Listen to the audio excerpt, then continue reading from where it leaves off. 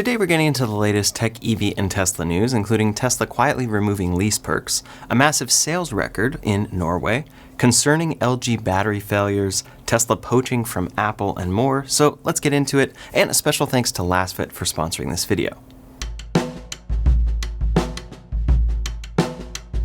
First up today, it's pretty well known at this point that Tesla's deals for 1.99% APR were officially ending on December 4th. So those have come and gone, but we are waiting to see what might come in a week or maybe 2 weeks. At the same time though, Tesla has quietly removed free upgrade options on leases. So in some sense, if you were planning to upgrade the interior or upgrade the paint or upgrade the wheels, you're seeing a small price increase there for your lease. Again, it's always interesting to see what deals may come about as Tesla balances all of their demand. For now, those free options have disappeared for leases, even though the prices there have remained the same, and then the 1.99% APR is gone. Next up, over in Norway, Tesla sold 28,606 cars between January and November of 2025, which sets a new national annual sales record, with 1 month left in the year. The previous record was held by Volkswagen, which sold 26,575 vehicles in 2016. In November alone, Tesla registered 6,215 new cars, which seems to be a surge driven by buyers racing to lock in deals ahead of an upcoming EV tax increase. The strong performance was mainly powered, of course, by the Tesla Model Y, which has rebounded quite a bit, especially since the refreshed version. Fully electric vehicles made up 97.6% of all new cars sold in Norway in November, so you can see how deeply EVs have penetrated the Norwegian market specifically. Of course, these are small numbers, and the size of Norway is just a bit larger than Los Angeles, but still it's very cool to see a country like this that is so forward when it comes to EVs. On the broader scale, Tesla's European sales have reportedly declined by around 30%, but Norway remains a bright spot for Tesla in particular, thanks in large part to strong EV demand and favorable local policies. Now, over in China, Tesla is also doing quite well. Tesla's EVs built in China saw a 9.9% year-over-year sales increase in November of 2025. This jump included a 41% increase in shipments from October, which is a notable rebound after a slump the prior month. This, of course, was primarily driven by demand for the Model 3 and Y vehicles produced at Tesla's Shanghai factory, including China domestic sales and exports to Europe and other markets that factory can serve. The increase follows a rough stretch where in October, Tesla's Chinese-made sales had fallen 9.9% year over year. So they're back up by quite a bit here, and the result is the strongest year-over-year sales gain for China-made Tesla EVs in about 14 months. So we are seeing some definite bright spots for Tesla in their sales and things rebounding in particular markets. And we'll see that the opposite is kind of happening for other companies when we get to the end of this video. Next up today, some unfortunate news for Tesla batteries specifically coming from China. A European EV repair shop called EV Clinic has warned that certain Tesla Model 3 and Model Y cars using Chinese-made LG battery packs from LG Energy Solutions are showing catastrophic failure rates. According to the shop, the problematic packs use NCM 811 chemistry and tend to degrade far faster than the traditional US-made Panasonic packs. So if you're in the US, you don't really have to worry about this, but this is unfortunate for all of the markets that Tesla is serving with LG packs. Panasonic packs can reportedly last up to about 250,000 miles before serious cell failures, whereas these LG packs are failing in similar ways, but around 150,000 miles. What they found more troubling, though, is that in over 90% of the LG pack cases, individual cell level repair was deemed impossible. The degradation was widespread across many cells and modules, leading to a cascade effect rather than a single fixable fault. Measurements from failed modules show very high internal resistance, with some cells showing irreversible damage. Here, EV Clinic says that replacing a single module is often not useful and the remaining weakened cells will likely fail soon after. So their conclusion is that many of these LG packs are effectively at their end of life and repairing them isn't operationally sustainable. Their advice here to owners is to either replace the entire battery pack or substitute with a used Panasonic-based battery pack if you find yourself in this situation where the pack is failing. This does highlight a big contrast because while some of CATL's LFP packs, also used in some Tesla models, have a reputation for durability, these LG NCM packs, despite their higher energy density, appear to struggle significantly in the long term. Also, EV Clinic is a very reputable and well-known repair shop for Teslas specifically. So this doesn't seem to be just someone waving a flag about a small issue we're seeing here. It seems like it may be something that has more of an effect long term. This is unfortunately one of those things that I think could be solved by Tesla just extending their battery warranty. Their battery warranty only goes so far, in some cases up to 150,000 miles, in some cases as low as 100,000 miles. But they say that they're able to last well over 200,000 miles. If that were the case, you'd think that they would warranty them that way, even though of course the industry standard is to warranty them like Tesla is doing. However, in cases like this, it seems like people may be out of warranty, and then the packs won't be lasting as long as the average Tesla pack because the majority of them are Panasonic packs, as opposed to this being full of LG cells. Next up today, over at Tesla, their long-term plan, of course, involves autonomy, and their Robotaxi network has been expanding quite a bit. Of course, it's now available to pretty much anyone that wants to use it in Texas and California, or Austin, Texas, and the Bay Area of California specifically, in geofenced zones. And those have safety monitors with them, so it's kind of a Robotaxi, and it's operating as such, but it's still not fully autonomous in that sense yet. But they're also expanding by laying the groundwork for future markets that they could expand into, and Boston is one of those markets. A Robotaxi validation vehicle was spotted this week testing in Boston, which is a brand new area to see. And this stacks on top of a ton of sightings recently. There was one in New Hampshire, one in Pennsylvania, we saw one or multiple in Scottsdale, Arizona, we saw one in Maine, we've seen Tesla Robotaxis testing in Dallas with this validation equipment, and more. So it seems that Tesla is really laying the groundwork to expand to a lot of different areas. My question is just how soon will it be until they can get rid of that safety monitor in the front seat? In some cases, they're in the passenger seat, and in some cases, they're in the driver's seat. Before we go any further, I want to thank today's sponsor, Lasfit. Lasfit makes innovative vehicle accessories that are especially useful for EV owners. The Lasfit CR1 Pro is a portable, cordless air compressor for inflating just about anything on the go. It's small and practical enough for bike tires and basketballs, but powerful enough for motorcycles and cars, all without plugging in. Its powerful pump with a 21mm M1 cylinder is 3 times faster than other inflators its size. With a real-time pressure gauge display and auto shut-off feature, you can truly just set it and forget it with no fear of overinflating.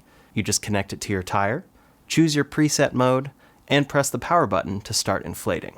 It's not just an inflator though. Since it has that internal battery, you can also use it as a power bank, and it comes with a Type-C 5-volt fast charging cable. I find it especially convenient when I'm camping or simply rescuing anyone with a dying phone. It also has an LED light with an SOS feature, which is super handy if you find yourself stopped on the side of the road. All the adapters you could need are included, along with a carrying bag for convenient storage. It's so small and light that you can store it just about anywhere, like your door pocket. Say goodbye to bulky air compressors or searching for gas stations with unreliable meters when you need a fill. This is truly a must-have for any vehicle owner. To check out the Lasfit CR1 Pro air compressor for yourself, click the link in the description below and use code RyanBF25 for 25% off as a special Black Friday deal.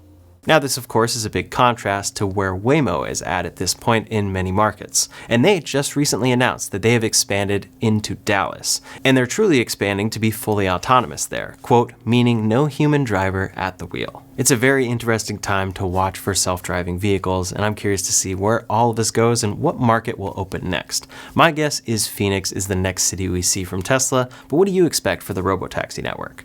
Next up, of course, that Robotaxi network is enabled by Tesla's full self-driving, and they have begun public ride-alongs in Europe using their full self-driving software. This is actually FSD version 14.1.7, and they're giving people real-world demos in countries like Germany, France, and Italy, where they can't actually get this software on their cars yet because of regulation. Now what's interesting here is that under the hood it's the same neural network with version 14 as in North America, but the European versions of FSD behave quite differently, largely due to stricter regulatory requirements from European authorities. One example here is that in the UI, hands-off mode in North America has been renamed to hands-ready mode in Europe, signaling that the driver must maintain a ready, attentive position despite no longer needing to hold onto the wheel.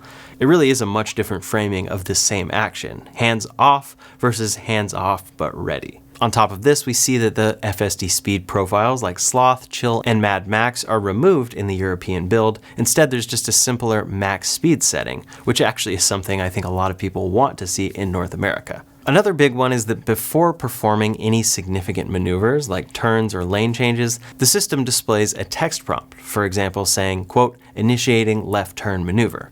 This is a revival of a feature from older versions like Full Self-Driving version 11, and again, it's likely to satisfy regulatory transparency requirements here. And I think it also adds some confidence, because you know what it's about to do and what it's setting up for. Then on-screen warnings and messages are fully localized into European languages, reflecting Tesla's efforts to expand and adapt the UX for different markets ahead of approval there. So yes, we are seeing these ride-alongs, and we're definitely seeing Tesla go forward with this, probably so that customers will experience this and put pressure on regulatory agencies to approve their system. But they're definitely playing by the rules in the meantime and fully adapting this system for local regulations. It's interesting to see, and it's also interesting to see some of those features that actually might be nice to see in the United States. They could easily deliver them if they wanted to, considering it's already there in Europe. Now, with full self-driving for Tesla vehicles at this point, of course, a big question is hardware, specifically the cameras and full self-driving computer that are required for this system.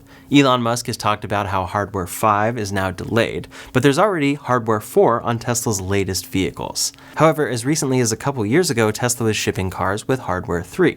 At this point, by contrast, hardware 3 includes lower quality cameras and a slower FSD computer. But at the time, Tesla was selling full self-driving with the promise of delivering full self-driving on the hardware that those cars have.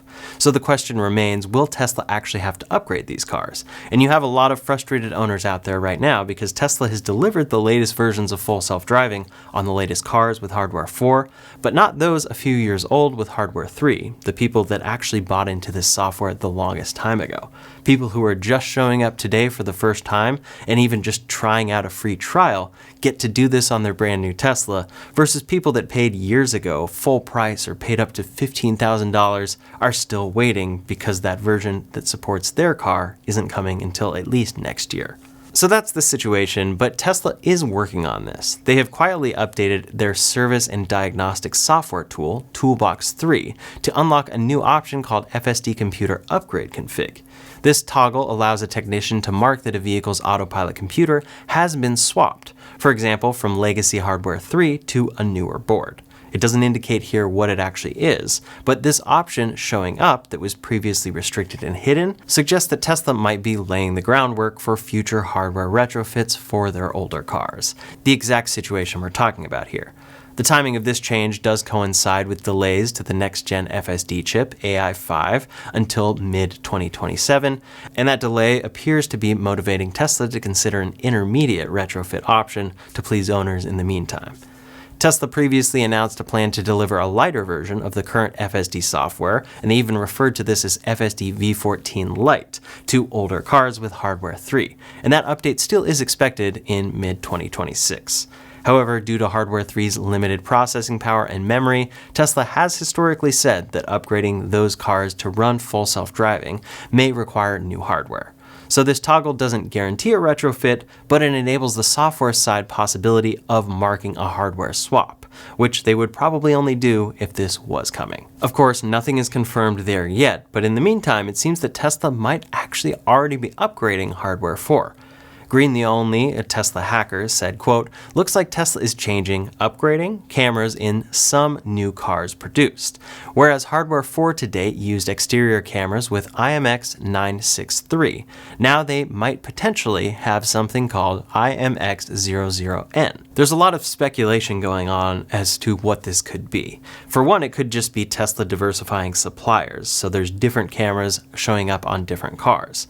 But it actually could be that they're improving the camera in the process. It does seem that anytime Tesla makes a new version of something, something is always improving. So we could end up with a situation where we have a hardware 4.1 or 4.5 or something before we get to hardware 5. And it's just getting really confusing at this point. In any case, I'm not sure this is a wait to buy situation yet if you're wanting the latest Tesla hardware. If you're really patient, maybe waiting till 2027 for hardware 5 is going to be the move. But in the meantime, I'll be sure to keep you posted if we get any new information on this and if it's a necessary or worthwhile thing to maybe wait for. I personally doubt it, and they'll probably run with hardware 4 for a long time here, but of course we'll see. Now, of course, all of these full self-driving efforts funnel into Tesla's Optimus program, and they just posted a new video this week that is pretty crazy. It's Optimus running. They said here, just set a new PR in the lab, and here we can see a video of it doing this run at 0.25 speed, and then here's what it looks like at 0.5 speed. Overall, it's very impressive, and it's actually interesting to see how natural it looks in slow motion, and then once you play it at full speed, how it looks a little bit less natural. But still, this is probably the best run we've seen from any robot. Overall, it's very impressive progress to see, especially considering where this project was just 2.5 years ago. Now, on the other side of things, we have the new hand for Optimus that also appears to be very impressive. I'm very curious to see where all the training goes with this because it has so many degrees of freedom and so many options. And of course, they're designing this so that it can figure out human things and exist in the human world. And that form factor kind of makes sense for a world built for humans. But when it comes to a hand, we do a lot of things with our hands that maybe a robot doesn't actually need to do because it actually can move its fingers in a different way. For instance, when I put my fingers together, another finger will travel with it, but the robot won't need to do that. And it will look unnatural, but will it actually be more efficient? Balancing that will be very interesting to see for this project long term, and I'm curious to see a lot of things like that in overall the robotic space in general. Next up today over at Honda, Honda Prologue sales plunged 86% in November, with just 903 units sold, compared with over 6,800 in the same month last year. Total 2025 sales through November were about 38,262, more than total 2024 sales at about 33,000. So it's still better for the year, but this sharp drop closely follows the expiring of the $7,500 EV federal tax credit at the end of September. Despite heavy discounts, sometimes as much as $20,000 off, this slump has continued. As a result, pure EVs now make up a tiny fraction of Honda's US sales, with only 925 all-electric units sold in November. That's between the Honda Prologue and the Acura ZDX. Electrified sales, including hybrids, remain strong for the company, making up about 30.9% of their sales, and those hit a record year to date. For now, Honda plans to stick with the Prologue, at least for another year, but they do plan to roll out a new Zero Series dedicated EV platform starting in 2026. I am excited to see what that could be, because hopefully that will be the thing that maybe they're a little more motivated to sell, and maybe they can scale it up better and make it more affordable. Now over at Ford, a very similar situation is happening. They saw their EV sales drop 60.8% in November of 2025 compared with November of 2024, with just 4,247 all-electric vehicles sold. The Ford Mustang Mach-E sales fell by 49%, whereas sales of the F-150 Lightning plunged 72%, and then the electric van Ford E-Transit dropped 82%. This collapse, of course, is tied to the expiration of the $7,500 federal tax credit as well. Production of the F-150 Lightning remains paused, partially due to a supply chain disruption from a fire at a key aluminum supplier, but that kind of prompted Ford to potentially scrap the Lightning entirely. Just like at Honda, Ford's electrified vehicles are doing quite well, but EVs are a much smaller fraction of their portfolio at this point. And then Ford also has plans for cheaper EVs in the future. So hopefully that next generation is what can actually succeed for these companies. Next up today over at Apple, John Giandrea, who is their head of AI, Senior VP of Machine Learning and AI Strategy, is stepping down and will retire in spring of 2026. Between now and retirement, Giandrea will stay on as an advisor, but in the meantime, Amar Subramanya, formerly from Microsoft and Google, is being appointed as Apple's new vice president of AI. This is a big shakeup overall at Apple, but it's coming amid serious delays and failures around updating the company's AI personal assistant. I mean, we were promised that on the last generation iPhone, and it still hasn't arrived on the latest version. That's not something that Apple is mentioning specifically here, and they of course described Giandrea's contributions positively, noting that since 2018 he built a world-class team handling foundation models, machine learning research, AI infrastructure, search, knowledge, and more. This does kind of signal a reset for Apple, though, with their AI ambitions with Subramanya's deep experience, including leadership roles on Gemini over at Google, which is a very successful AI assistant compared to what Apple has at this point. Now over at OpenAI, Sam Altman, their CEO, reportedly declared a code red on Monday, directing the company to focus on improving core performance and user experience of ChatGPT rather than pursuing new advertising features for the time being. As a result, internal plans for ads, including running ads during users' online shopping requests, shopping agent features, and a more proactive assistant version of ChatGPT, have been put on hold. This comes amid stiff competition from others like Gemini 3 Pro by Google and offerings from Anthropic, which are reportedly outperforming ChatGPT on several benchmarks. Basically, it seems like they're laser focused on fundamentals and beating the competition, as opposed to just trying to monetize everything for the time being. Of course, that's something that has to pay off long term for monetization, but it's always interesting to watch this AI race and all of these companies competing. I think a lot of people are very confident in what Google is able to do, just given their size and how many services they already provide that they can throw AI into and people are on board for. Last up today, over at Lucid, the Lucid Gravity Touring, a lower cost version of the Lucid Gravity, has officially launched with a starting price of $79,900 in the US. This is of course aimed at reaching a broader customer base. The Gravity Touring offers up to 337 miles of range and can seat 7 passengers, so it's a full family-sized electric SUV, of which there aren't too many out there in the US. Orders open immediately on launch day, and some configurations are reportedly available for instant delivery. This is cool to see because overall this is a very well-reviewed SUV from Lucid. They make a really great product and they still make the most efficient EVs out there. But of course it's $80,000 and we'll really just have to wait and see what happens with Lucid long term. Are they able to deliver on these more affordable EVs that they've been talking about for quite some time now? That's all the latest tech, EV, and Tesla news for today, so in the meantime, if you want to see a video breaking down why you should not buy the latest vehicles from Tesla, you can check out that video linked up here or in the description below. Thanks so much for watching, and I'll see you on the next one.